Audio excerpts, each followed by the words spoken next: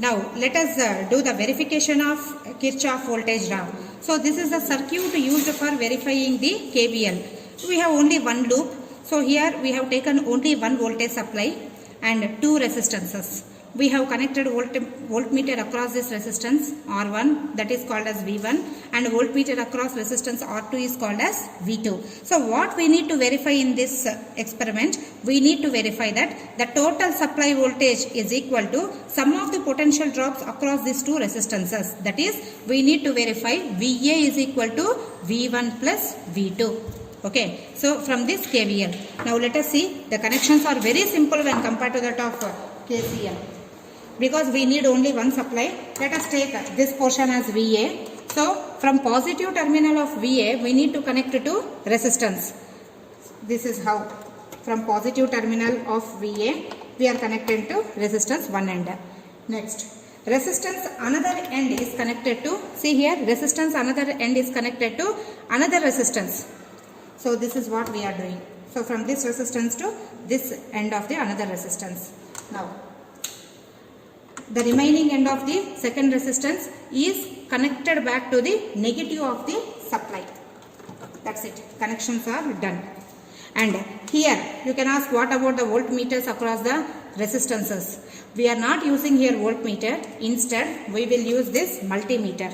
Okay. So we are calling this as multimeter because we can measure many quantities. You are using this multimeter, you can see here, we can measure both AC and DC quantities in this multimeter. We can measure the resistance, we can measure the diode values, and we can measure the capacitance, we can measure frequency and this H parameters also, and ammeters. That means current values also we can measure, both AC and DC values. Okay, so this multimeter also has the two terminals. So this is called as common terminal. So this is your common terminal, and one more is whichever you are measuring, we will connect. So here we are going to measure the voltage. See here, it is marked as V. Means if you are measuring voltage or ohms in the sense resistance, farads, inductance value, capacitance value, you need to connect the other wire to this terminal. Okay. Now this multimeter is initially in the off condition. Now what type of supply we are giving? Here we are giving, remember, it is indicated as plus and minus. So we are using here DC supply.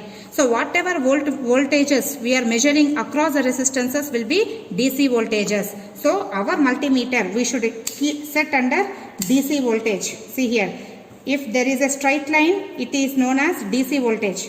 If there is a curve like this, it means AC voltage. So we want DC voltages to measure across the resistances. So we have set like this. See here, it is indicated as DC. Okay. Now some readings it is showing. Now we need to set the range. To set the range, we need to press this button. So range in the sense, what supply we will give? Maximum we can give 30 volts.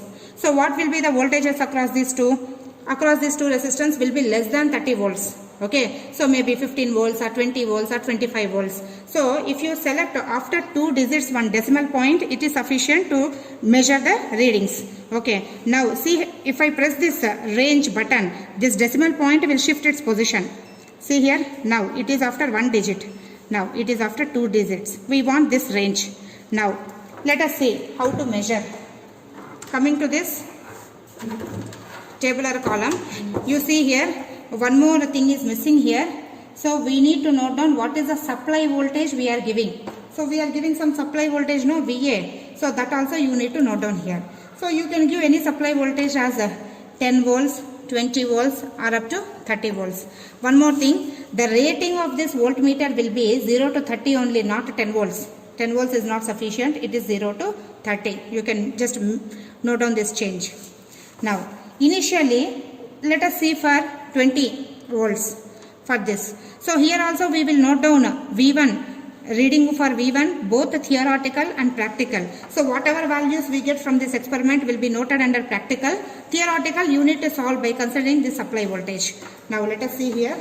Let us set the supply voltage for 20 volts.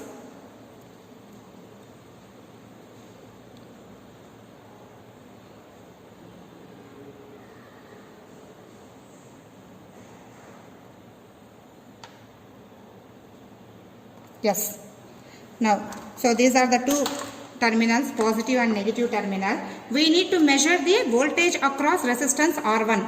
That is noted under V1. You see here, just we need to insert in these holes. Don't just insert like this. If you insert like this and keep, what happens? Are you getting any reading in the voltmeter? No. So the tip of these terminals should touch. There is a metal part inside these holes.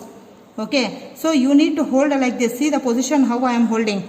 Now you can see the voltmeter reading. So it is showing as 10.15. That is the reading of V1. Okay. So we need to keep like that and note down it as 10.15. So this is the voltage drop across R1 resistor. Similarly across R2. So you need to hold, see the position how I am holding these terminals. Now see what is the voltage? It is 9.85. So it is V2 is noted as 9.85. Now what is VA? V1 plus V2. So approximately it is almost exactly it is 20 volts. Correct. So what we have given supply voltage? 20 volts. So how it is distributed to the two resistances? Almost equally. So voltage drop across one resistance is 10.15 volts. Across the second resistance it is 9.85. If you add these two things, again you are getting the same supply voltage. So in this way we have proved, we have verified Kirchhoff voltage law. Okay. So similarly you can take down for the remaining two readings. Okay. So this is the experiment about your KCL and KVL. Okay.